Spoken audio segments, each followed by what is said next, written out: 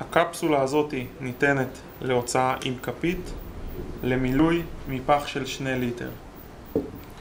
אם אנשים קנו בקבוק והם רוצים אחרי זה, הם צורכים הרבה שמן והם רוצים לקנות פח אבל עדיין להמשיך במטבח להשתמש בבקבוק, יש אפשרות להעביר מהפח אל הבקבוק.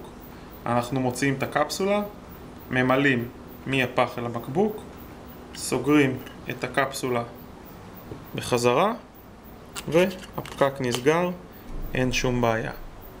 העבודה עם הפח מתבצעת על ידי כך שאנחנו מרימים את שתי הלולאות, מרימים במשיכה את הפקק, בעצם נוצר לנו שרוול מזיגה.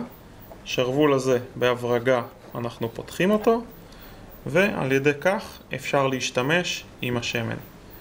אנחנו ממליצים אחרי שפתחנו פעם ראשונה לא להחזיר את השרוול מזיגה פנימה, אלא להשאיר אותו משוך בשביל שהפקק הזה עם העבודה לא יתלש לנו.